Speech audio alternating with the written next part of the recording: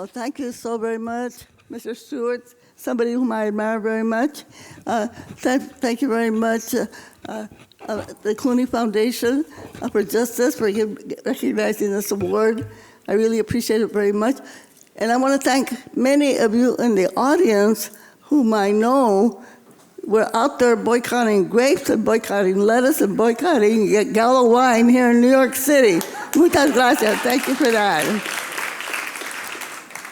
And you know, as we think of the farm workers that we just saw in the video that were out there in the blistering sun there in the Central Valley of California, you know, picking our food that we've had every day as we had during the pandemic. And the one thing that we often talk about essential workers, and when they think of essential workers, they think of the firemen, they think of the policemen, but they don't often remember the people that put the food on our table, right? And those are essential workers. Those are the essential workers.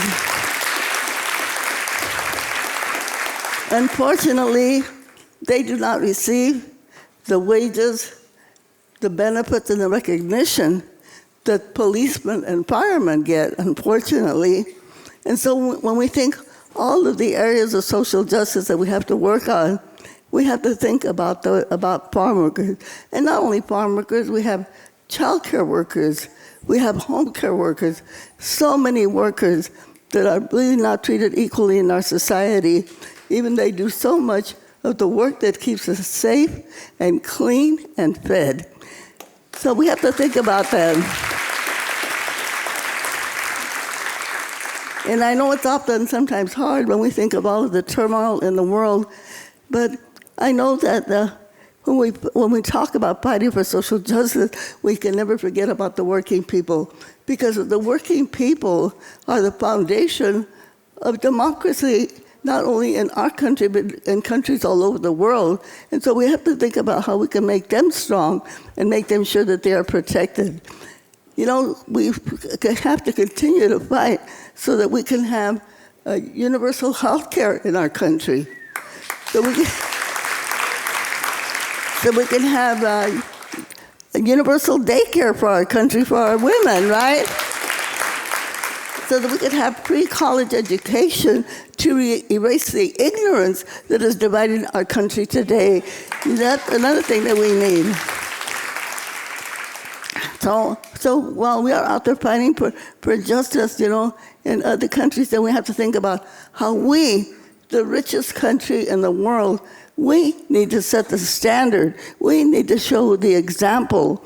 And then one of the things that in the Central Valley of California, while our canvassers, our young people are out there knocking on doors in the blistering sun, reminding people that we have an election coming up and that we want to make sure people vote.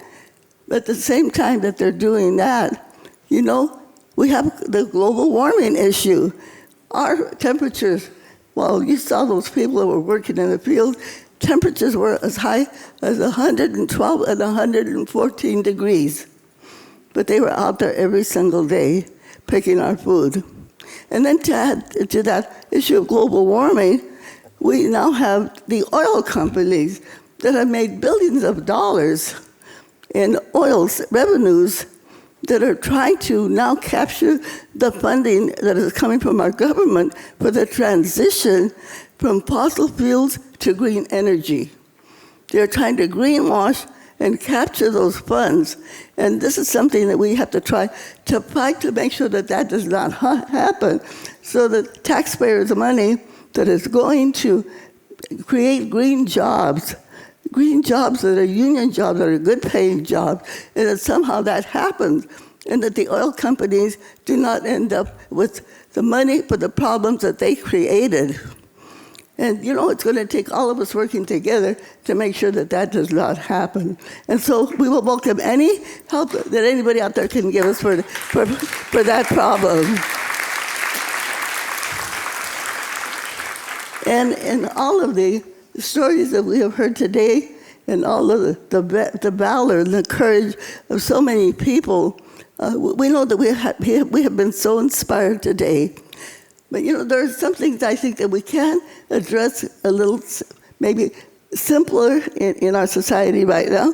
And one of the things that I really want to see us do, besides sexism and homophobia and things that we have to get rid of, I think racism is something that it's time that we said goodbye to, don't you? Yeah.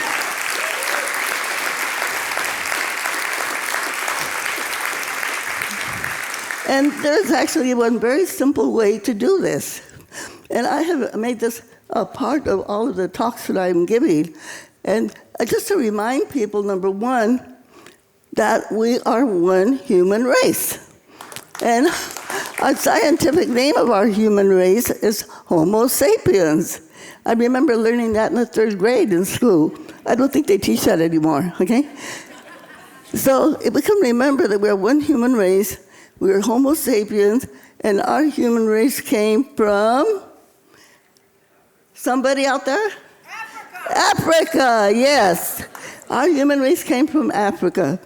So I would like to ask all of you, take the hand of the person next to you. Take the hand of the person next to you. Turn to your neighbor there and say, hello, African relative.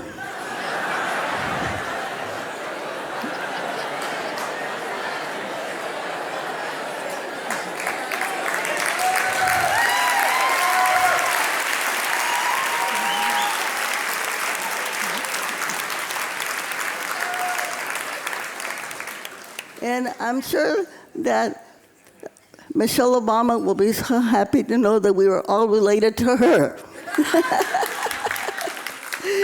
Thank you, Michelle. And if we can remember that, then we can say to all of the white supremacists out there, all of those neo-Nazis out there, hey, get over it. You're Africans, okay? Just get over it. It's time. And then we can share this with our families, share this with our friends, share this with your dinner partners when you go out to dinner. Share it for Thanksgiving dinner. Let's take some little giant steps to get rid of racism, all right?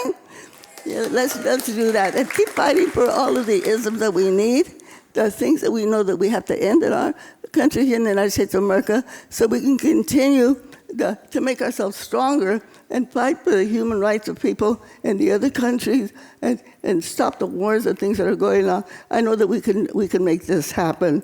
You know, we're down there in the Central Valley. We're fighting the oil companies. You know, we're trying to get justice for our workers. The Dolores Huerta Foundation keeps empowering people so that they are the ones that can solve the solutions for themselves. Okay, I'm going to ask you to do one more thing, all right? Would you all please stand up? And I'm going to ask you 2 questions, and I know you know the answers. But I want you to shout the answers so loud so that the haters can hear us, okay? You know who they are, the haters out there? All right, let's go. The first question I'm going to ask you who's got the power. I want you to say, we've got the power. Then I'm going to ask you, what kind of power? I want you to say, people power, all right? So let's go, really loud. Who's got the power? We've got the power. What kind of power? People power. And we're going to use our power to continue supporting the Clinton Justice Foundation for justice and to fight for peace and justice in this world. What do we say? We're going to say, si se puede, which means yes, we can. Let's go. Si se puede. Okay, let's all do it with an organized hand clap. Let's go. Si se puede.